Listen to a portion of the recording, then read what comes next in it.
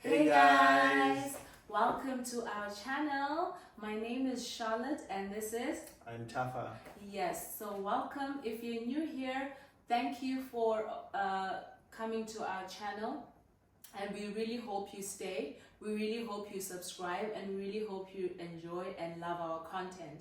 And to returning subscribers, thank you so much for coming back. Your love and support means the world to us. We are very grateful for that.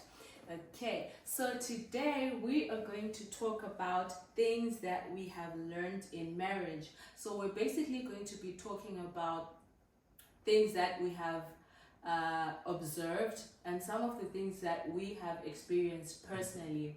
And we're coming on 6 years married. We turned 6 years in February.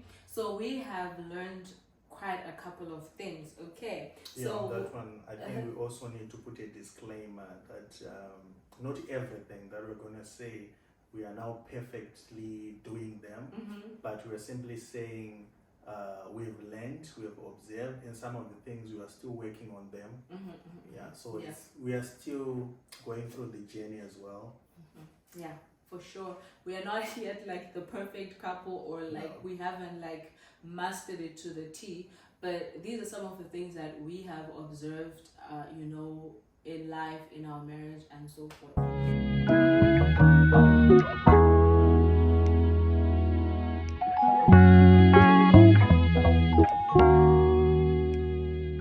So number one, so we have like 10, we made a list of 10 things that we have experienced or learned about marriage so far. So on number one, we have transparency is important. So you want to tell us more about that? Well, transparency it's a broad term, but maybe I can break it down to transparency in terms of, like, for example, let's just say your whereabouts is my spouse. I need to know where you are, so it goes down to communication. At some point, I need to know where you are. You need to communicate back to me. What are you doing? It applies also to me. I need to be constantly communicating with you, updating you my whereabouts. This helps so that you're not worried, where's my husband, where's my spouse, something like that. And this transparency as well, it goes down to finances as well. It's really important that when you're spending money, like family money, you need to be transparent. What are you using the money for?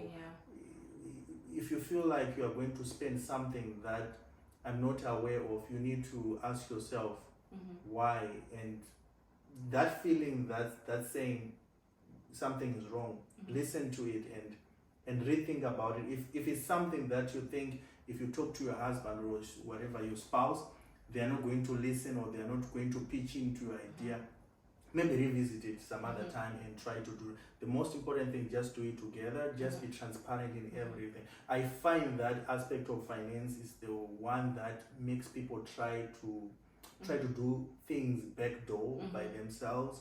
So these are the things that we have observed, and we worked on it.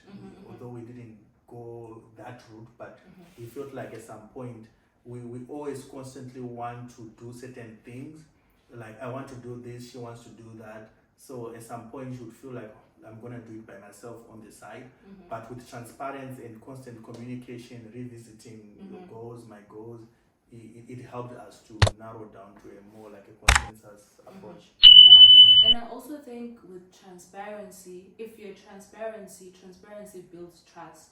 So if you're transparent from the get-go, like he gets his salary, I get my salary, or whatever money it is that we get, and he's transparent with how much he's earning, I'm transparent with how much I'm earning, it builds trust, because then you won't have that feeling like, oh, so we're doing this and he's doing that behind my back. So that's where transparency comes in. And it's not even about like trying to control how the other person is going to spend the money, but I feel like if you can't trust somebody with $100, how are you going to trust them with $2,000 if they're going to spend something behind your back and not even let you know about it? Sometimes it's not even asking for permission, but it's just like, oh, I ended up buying that, oh, I went and did my hair, it just builds trust.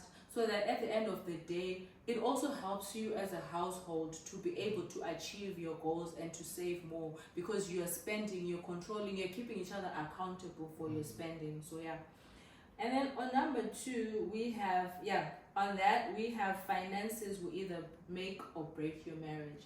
So I once read somewhere that the biggest reasons why couples divorce is because of finances or infidelity.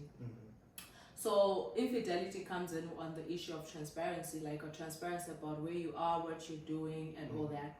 And then finances, this is one thing where that will either make or break your marriage. And I say this from a point of, it's different when you're like in a country, for example, like Canada, where you're like working full time, your husband is also working full time, and you are two different people that are coming from two different places, and you both have your own individual goals, you have your own individual dreams. And if you never get to a point where you guys come together and have one goal, one vision, it will be the one thing that you always fight about. Let's take, for example, us. We always used to fight about money because our goals were not aligned. What he wanted to do is not what I wanted to do. I had dreams of, I want to travel, I want to go to this and this country, I want to do that. And I didn't plan on going back to Zim. Like, I never imagined or thought about, okay, one day I want to go back to Zimbabwe. I just wanted to, because working is really hard. You want to enjoy your money, right? So we used to fight a lot because he had a different idea of how to spend money. I had a different idea. So unless and until you come together and you have one financial goal, money will always be a sore point in your marriage. You need to decide even the simple things, like I once heard this other teacher saying the biggest financial decision that you will ever make is who you marry. Who you marry is the biggest financial decision, because it will determine how much debt you end up in. It will determine how well you're going to end up doing financially. So you need to choose your partner well. Are you somebody that likes saving money? Make sure you save somebody. You get married to somebody whose goals are aligned with you. If you're somebody who likes to travel, likes to splurge, likes to do this, make sure you marry somebody who also has similar goals to you, because you will fight. Because when he wants to save money, I want to travel. Because I'll give you a simple thing. Tafa never wanted to spend on takeaway, no matter what. Like, to him it was wasting money. And I didn't see like why. It's just takeaway, like we're tired, we want to eat out. We have all the ingredients. We have all the, exactly. So we used to fight about small things like that, like, oh no, let's buy it. Even if takeaway is like, I remember when I first started staying with him, we stayed for a month without even buying KFC. And like KFC cost like, at that time I think it was like $20, but he wouldn't even buy KFC because to him it was a waste of money. So imagine you end up being so frustrated about small things like that, like let's buy takeaway, let's go on a trip, he doesn't want, let's go out for dinner, he doesn't want, because to him it's saving money. We need to save money. So finances will either make or break your marriage. You also need to decide, are we going to send money to our extended family, and who are we sending money to? How much are we sending money to, right? That's another thing that will make or break your marriage, because you need to come together and decide, okay, I want to send money to my parents, I want to send it this often, I want to send it like this. If you don't come together and decide how you're going to do that, it's going to be a big problem. So I cannot stress enough that we have learned that finances can either make or break your marriage. Like, you really need to sit down and come up with a financial plan, and you need to decide, okay, are you going to keep separate accounts and each person uses their own account? Are you going to have a joint account and you use money together? And each of those methods has an advantage and a disadvantage to it. For example, if both of you have separate accounts, it means you are not really accountable to each other. He can spend his money however, I can spend my money however, and nobody is accountable, right? Like, you can do whatever you want. So that works for some people, but it doesn't work for some people. Then there's a method where you have a joint account, and for joint account, it means you have to run past the other person before you use any money. You have to literally sit down and decide how are you going to spend your money. So before you marry somebody, or if for those that are married and are still arguing about money, you need to treat it like a business. Like, don't think of them as your husband or your wife. Think of them as your business partner when it comes to finances. Sit down and discuss, okay, this is how we're going to do. This is how we're going to give each other spending money. This is like, that's just the best way that I feel worked for us. Yeah, I'd like to make a comment on that one. You mentioned something about about us, like one of us is a spender, the other one is a saver. I think it's a really important aspect. It's not only us who have struggled or struggling. Out there are other people who are still struggling. They're still in the same boat, where one is a spender, one is a saver. So my question to our viewers, like, if you're in that situation, how are you handling it? How did you come to a compromise whereby all of you are happy? One is a spender, one is a saver, and both of you are happy. Yeah. What strategies did you use? If you've done something, please just put it in the comment section.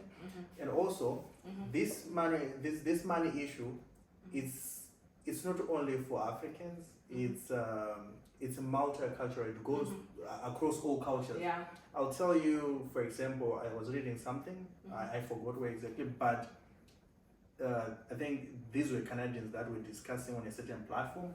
So it's also a criteria that they check before they get married. Yeah. And it has gone to that level where they first check the credit score of their potential husband or wife, like what's their score like, because by checking the credit score, you're also checking if this person has got some debts, and of course here the common debt that they have is the student loans. The student loans, yeah. So most people struggle to pay those off. So they check what's your credit score by checking that. They want to say, okay, do you have any debts when you are together? Does it mean I'm going to pay your debts? How are we going to do it? So it's a very important aspect that we should consider. So I cannot stress this enough. Who you marry is your biggest financial decision. And if you make the wrong decision, then you are stuck for life. Because it means if this person has a lot of debts, you have to start handling those debts. If this person is lazy and doesn't want to work, it means you have to carry all the bills. So you need to make sure that whoever you're marrying, or if you're already in marriage, you really need to know the person's character as far as money go, as far as finances go. And when you understand their spending habits, then you guys can be able to agree as far as finances go. And then on the next one, we wrote, you need to be each other's friends. Yeah, that's very true. Yeah, I'll say it's very important that you guys become best friends to each other, because let's say, I'll give you an example. If I decide to make friends outside, it's good, but if I have a lot of friends outside, definitely and for sure I'm going to have fun out there. But back home, I'm having less fun, because with a lot of friends, it means we can do a lot of things, a lot of activities. So it's like, if I spend much time with my outside friends, I'm going to start to have a different life. I start deviating from you, enjoying the outside life. So by doing so with time, I'm separating myself from you, not just by distance, by the lifestyle, because I get introduced to different things, different lifestyles, different hobbies. I become a different person. Exactly. So whatever I'm doing there, sometimes I don't come and tell you, because I'm gonna say it's for the boys, you know, or in your case, gonna say it's a girl's thing and stuff. Hear me clearly. I'm not saying there's nothing wrong having friends. It's good, but what I'm simply saying, I'm saying, I'm encouraging that our friendship should be the best one, should be more stronger compared to the friendship that you're having outside. Yeah. So I also agree on that. I feel like you need to find a perfect balance between having friends on the outside and also being friends with your spouse. You need to have a perfect balance that you spend time with your spouse, but you also have time hang out with your other friends, because sometimes it's necessary for you to hang out with like other girls and see other people and have fun. But you can't, for example, every weekend he's going out with the boys and I'm just here by myself at home, or I'm also going out with the girls. At the end of the day, like he's saying, we have different lives, we live different lives, we're experiencing different things, and we really have nothing in common to talk about. So I think the more time you spend together, the more you guys build a very close relationship, a very close connection, and that is what marriage is all about, right? So you need to find a balance. For example, I have friends, but I hang out with them once in a while. I go hang out with my friends, and it's like it's really nice.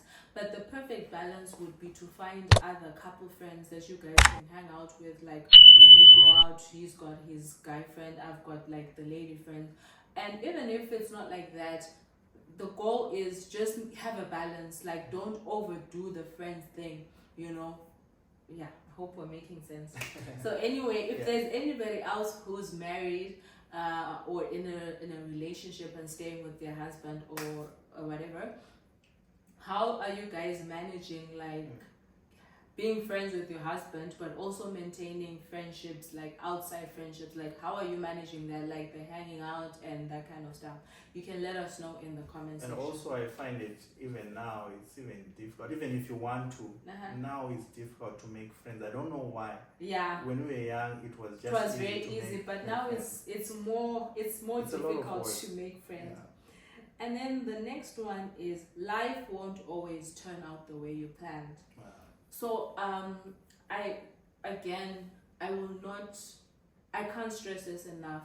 Life won't always turn out the way you planned. I know most people have a picture of marriage like it's rosy, like you're going to be on honeymoon every day, you're going to be, you're going to have lots of money, you're going to have lots of this, but life doesn't always turn out that way.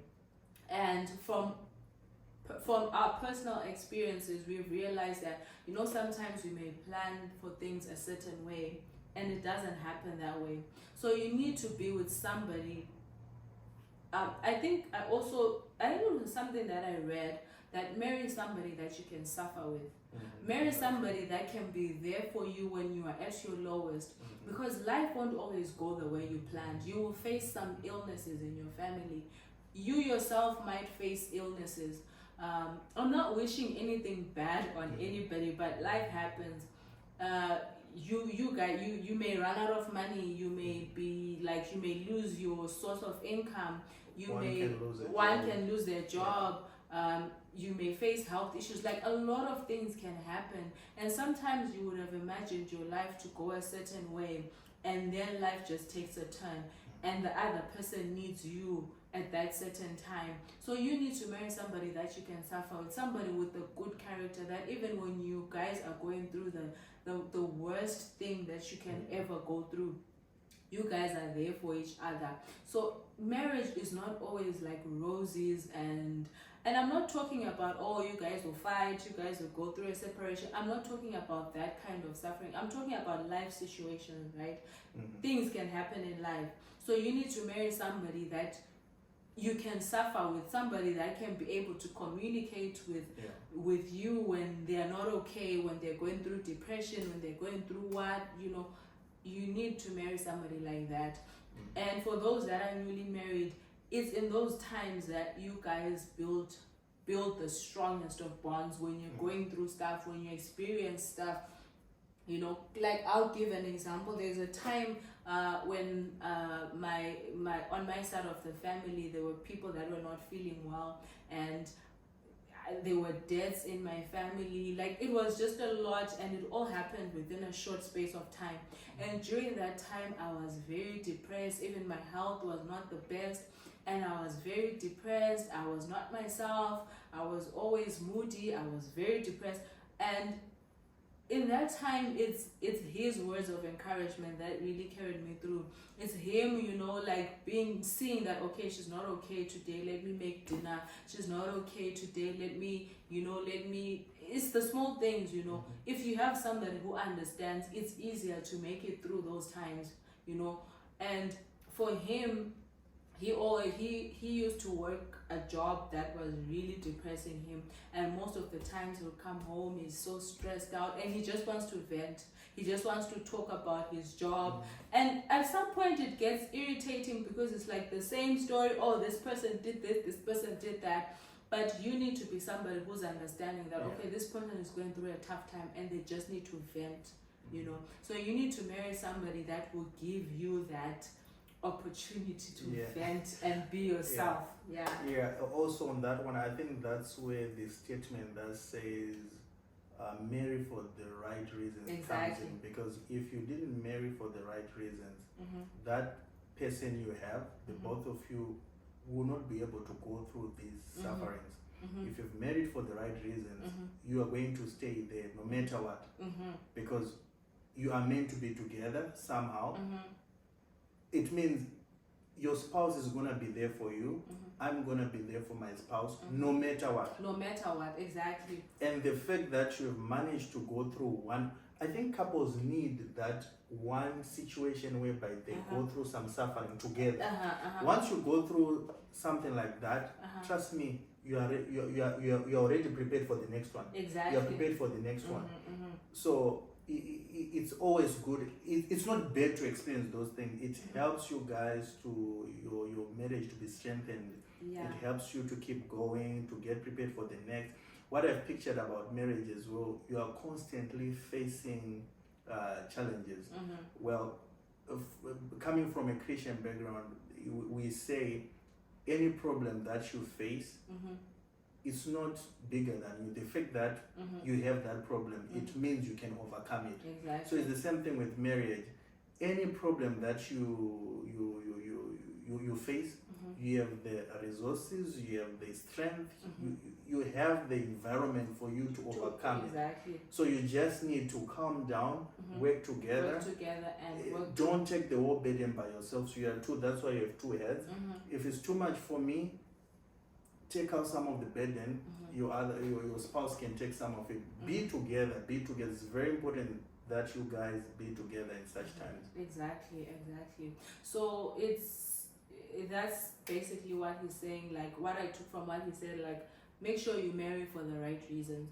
And it's in those tough times when we say for better, for worse, that you really know, did you marry for the right reasons? Because when the going gets tough, if you didn't marry for the right reasons, it's very easy for you to like, you know what, I can't do this anymore. I'm packing my stuff and going, right? But if you're there for the right reason, if you marry that person because of who they are, not what they can give you, then you are able to stay no matter what. So And then the next thing that I have here, you are not just marrying your partner, you're marrying their whole family.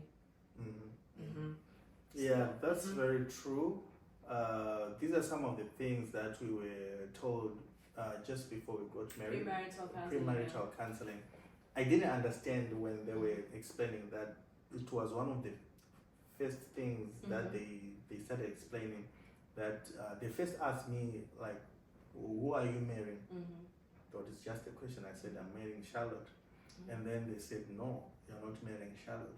You are marrying Charlotte's family.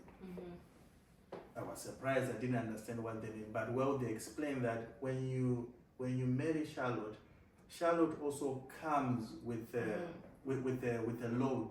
And the load, it means it contains siblings, parents, some other extended family.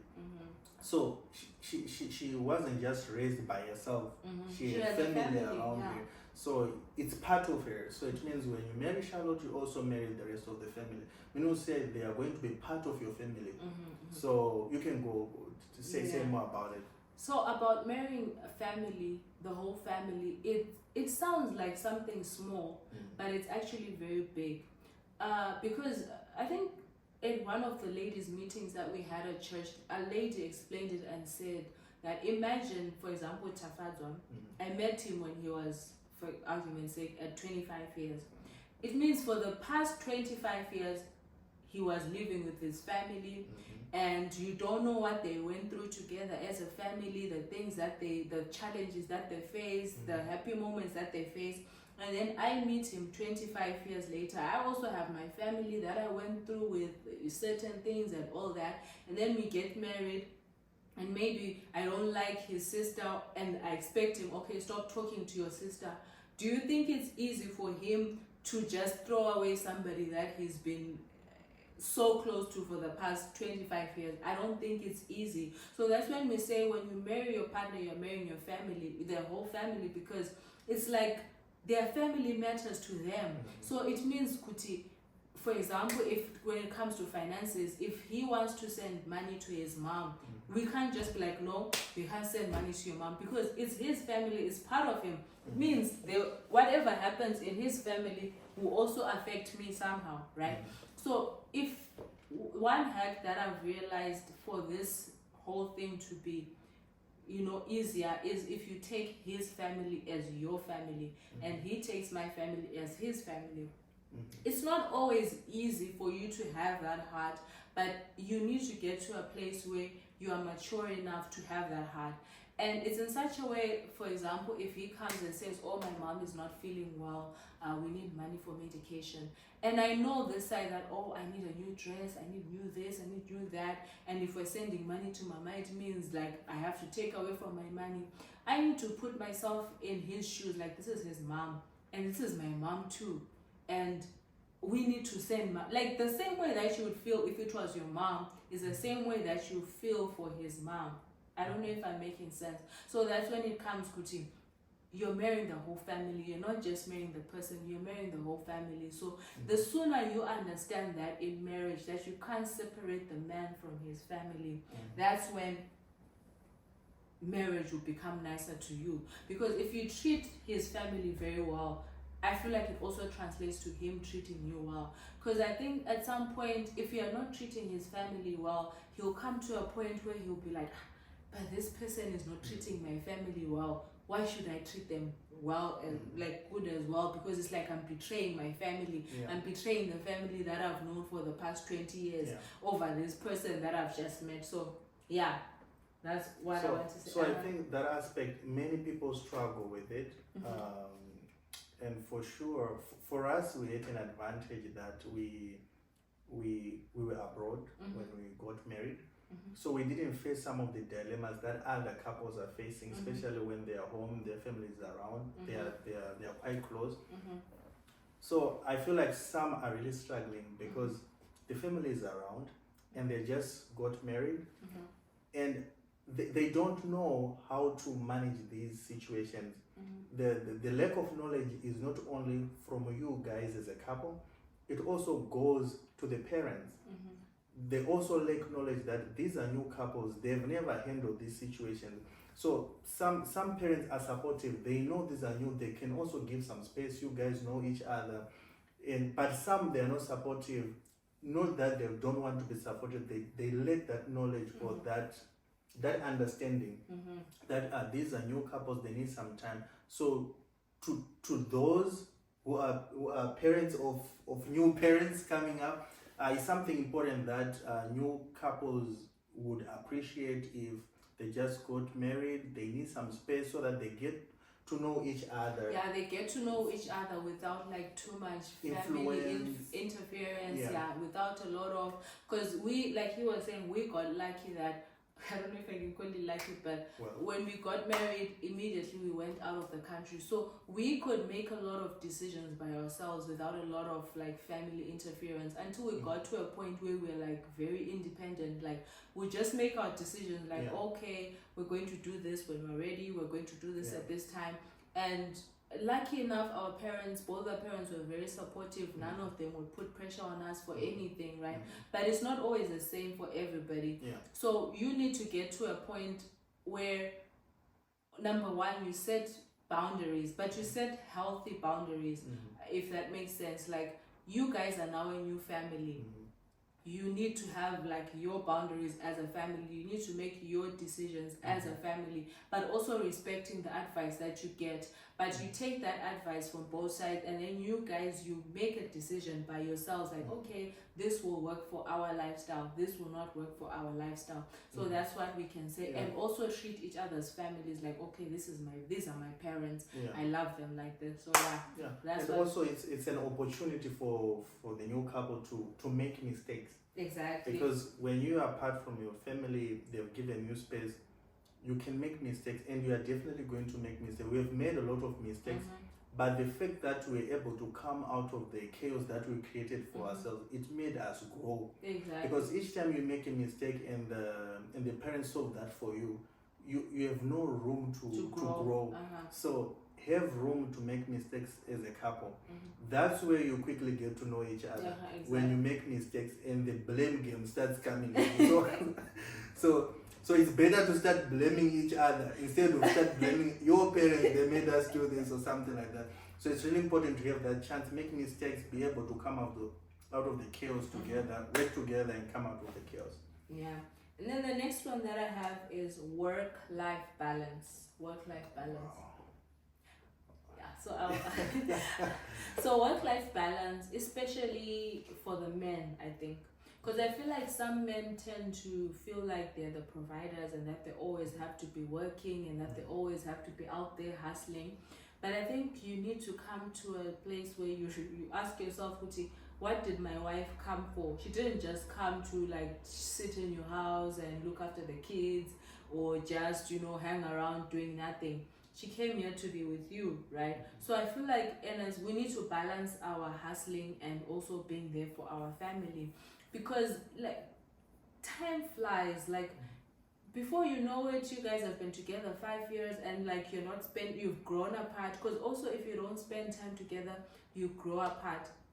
So make a plan. Like if you have a busy work schedule, tell yourself that, okay, out of the week, I'll give myself one day where I'm spending the day with the family. And then what we mean by spending the day with the family is like you're not touching your phone, you're not using your phone, you're just simply spending time with your family. It really makes a difference in building, a relationship, a healthy relationship between the two of you. And for those with kids, try and also hang out without the kids if it's possible. But if you're in Canada, sorry, there's no childcare. But yeah, if like you're somewhere where you have childcare, just give yourselves time where you can just hang out, just the two of you, spend time together and that kind of stuff. So yeah, maybe I can add a few things there. I think it's really important. This goes to men.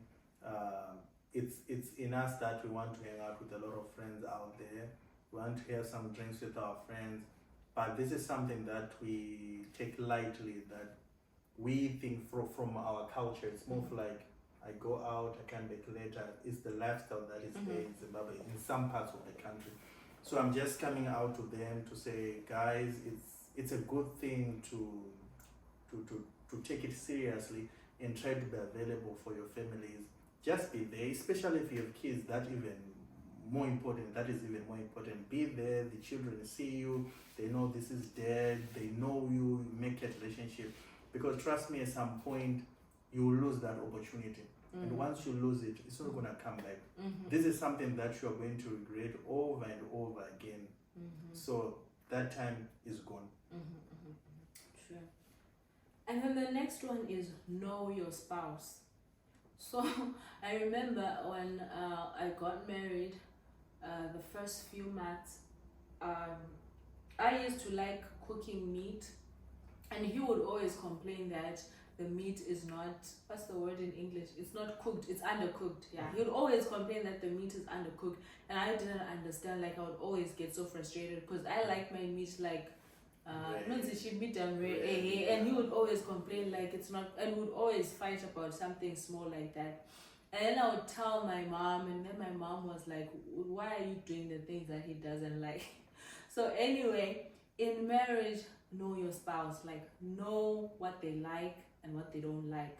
It might seem like something silly, something small, but it's those small things that slowly build up resentment. For a simple example is I like a clean house.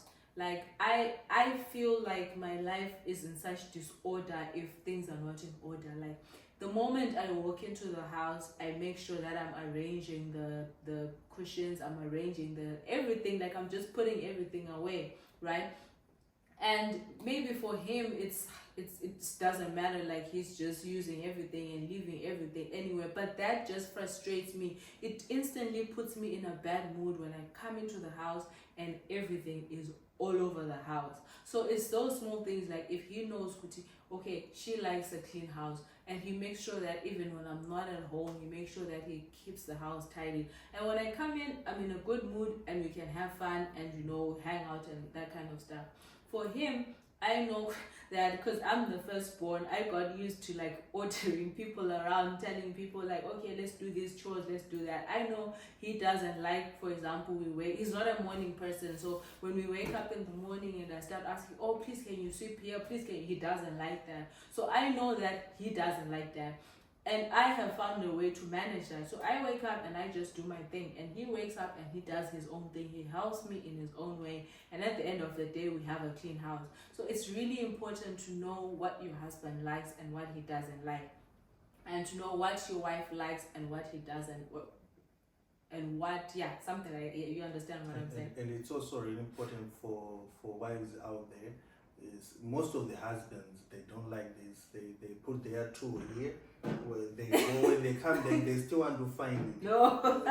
When they come back, they'll start asking, where's my tool? And also husbands out there, know that don't leave your things lying around. Put them where they're supposed to be. Thank you. But well, okay. Anyway, the next one is have fun together. Don't just work and go home. Actively enjoy life together. So this is one thing that I have learned over the years. Kuti, you need to have fun together. And I don't just mean fun by like just being at home. Like plan vacations, plan holidays together. It really gives you time to bond. I know we have this mindset that holidays cost a lot of money, vacations cost a lot of money, but I've learned this culture that sometimes it doesn't even need to take money for you to do something. Like you can just pack a picnic basket and you just go to the park and have your lunch there. It doesn't have to be something expensive. You can go on a movie date. You can go, like there's so many date ideas that don't cost money. So like what you're saying, I think one of the mentality that most of us coming from back home is we think that taking vacation or having this kind of fun is luxury. So I want to say that when you're at this level, when you're now adults, it becomes more of like a need, a necessity. Yeah. It ceases to be a luxury. Why I'm saying so, because as an adult, what you start experiencing is stress every day, depression. So those things need to be managed. So how can you manage those things? When you get some time, free time, go and have fun. Like she said, it doesn't necessarily need to be expensive. Exactly. Of course, when you have some money, you can also save. Once in a while, put together some money, go and have something even more extravagant. After all, you are also working for it. So try by all means to have fun. Have fun as much as possible. Yeah. Someone once said to me, like, bad times come anyway without you planning for them. So you might as well plan for good times. Because bad situations will come whether or not you want them. You will have stressful situations, you have bad situations happening to you. So why not plan good situations? Why not plan good times? Like actively plan for good. Actively plan to have fun in your life. It might just be going out for barbecue for a bride. It might just be going out even for a walk. Like every day you guys decide, okay, we'll take a walk together and just catch up. It might just be, okay, we'll go and do grocery shop. Just do something fun, something for you guys to bond together, because situations that will try to bring you apart, they will come anyway. So you guys might as well also create situations for you guys to have fun. And if you want to make it even more fun, you should have a bucket list.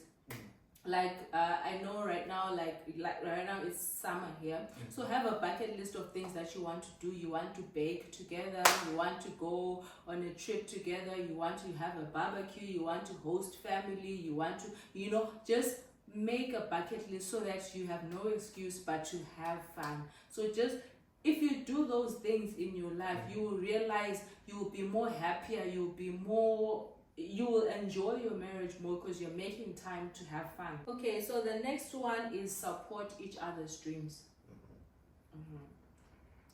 Okay, so on that one, supporting each other is very important. I'll tell you, for example, the two of us, we have a little bit of challenges. Okay, I can't say just the two of us. It may apply to other marriages out there. Well, when I'm planning, I'm thinking about 5 years, 10 years. When she's planning the immediate. She is more of the fun guy in the family. Me, I'm thinking stability. I'm thinking of 5 years, what are we going to do, 10 years. So that's who I am. I'm thinking of, we have dinner today, but I'm thinking about dinner tomorrow, dinner next year, dinner 5 years later. So this kind of thinking, at some point, it stops us from enjoying other things, because I'm always having that mentality. Let's reserve this, let's put aside for this, for this kind of time, for a certain time, we need this later. So by overdoing it makes the house very boring. Or you lose the excitement of doing things. For example, you get money, just got in this money, what can we do? Let's put it aside, it's okay to save, but when you overdo it. So this is the challenge that we faced. I was overdoing it. And also she came in, she was doing the opposite, also overdoing it. So it was more like a head on.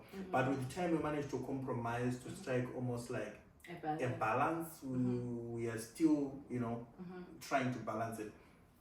But what am I saying? I'm saying because we managed to support each other during those tough times, she understood my goal, I understood her goal. So I needed to support her. She wants to travel. I have this on the back of my mind. I still support her so that she can achieve those things. She still supports me, what I want to achieve. Because at the end of the day, is for the betterment of our lives, both of us. If she's happy, I'm happy. If I also achieve certain things as a man, I'm also happy. It means the family is happy. So it's more like supporting each other. You can give more examples how we can support each other. So on supporting each other, we can also talk about I'll give our example. Like, we are both career people. Well, me not so much. I work because I have to, but yeah, that's a story for another day. But we are both people that are working, and I am in my own field, he's in his own field. So one issue that we were facing was, like, for example, I got a job that I like, and then I started that job, and that job is, for example, is in this particular location, and then he got a job, and that job is very convenient for us. Like, for example, my job is 8 to 5, his job is 8 to 5, and because of that, we're able to spend time together in the evenings, right? And the location is good, everything is good. And then all of a sudden he says he's not happy, he's gotten another opportunity an hour away. It means that he has to drive there, or we have to move there, and it means that it's too far away from my workplace. So it means that we need to find a balance, we need to compromise, because nobody wants to compromise their job, because I'm enjoying my job, I love my job, he also loves his job, and we need to support each other. And also it's in such a way, Yokuti, because I'm doing the chores at home, I'm doing all this, I don't have time to, like, maybe let's say I want to do another project, I want to do this, I want to study for work or whatever. I don't have time because I'm always tired.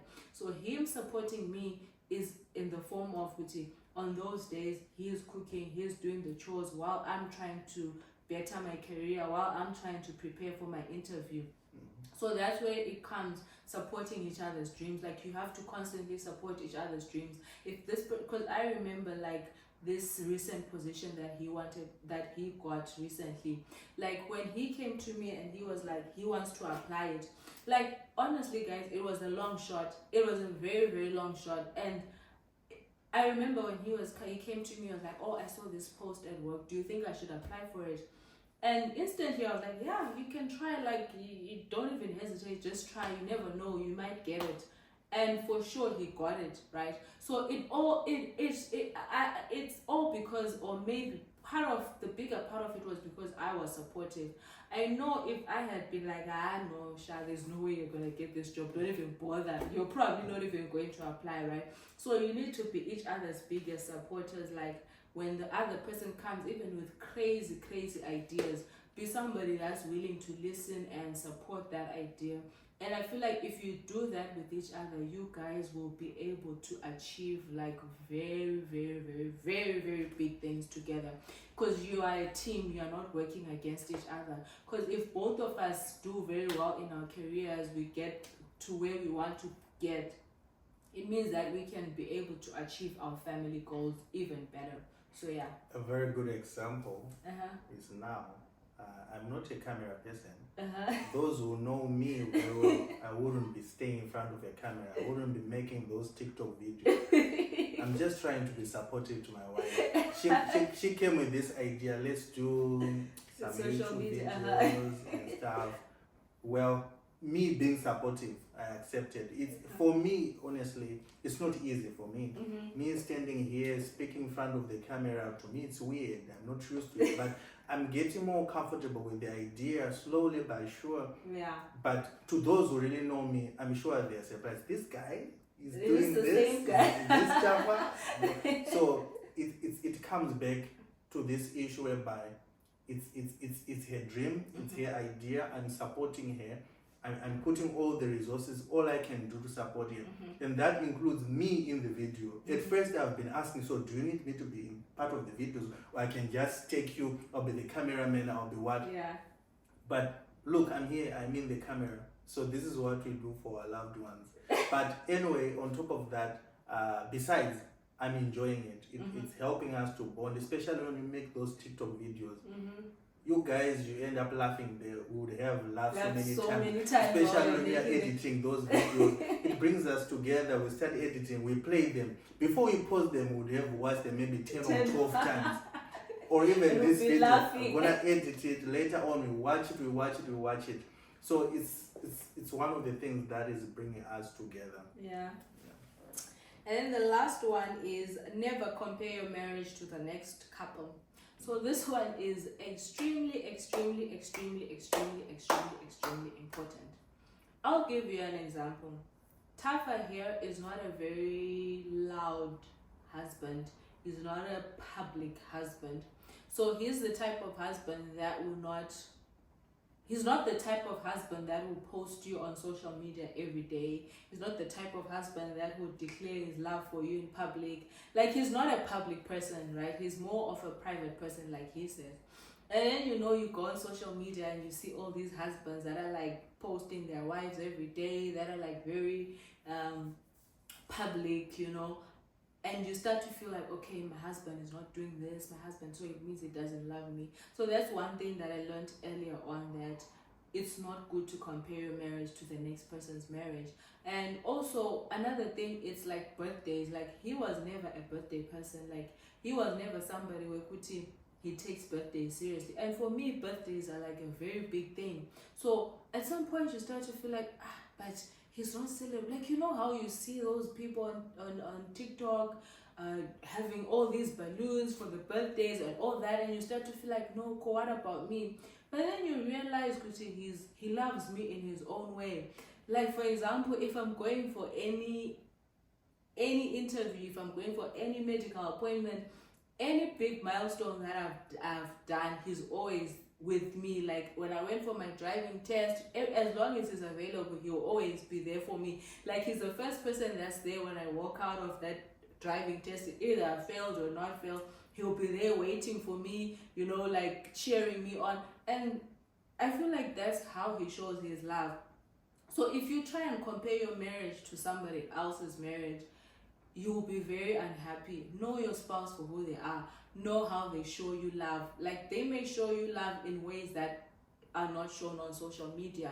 And maybe your relationship has a different dynamic. It's different from relationship B. Maybe could relationship B, the husband is buying the wife a big car, and your husband is not, like, you're not getting a big car. So once you learn to concentrate on your own marriage and be happy with the dynamics of your marriage, I feel like that's what will make you happy in your marriage.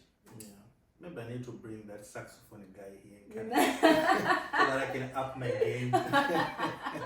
So yeah, so that's it, guys, for our topic today, the things that we've learned about marriage. If you've made it this far, thank you so much for being the real one, and we hope you're back. Please like, subscribe, and share our video. We really hope we get to 1,000 subscribers. Anyway, thank you so much. See you in the next one. Bye.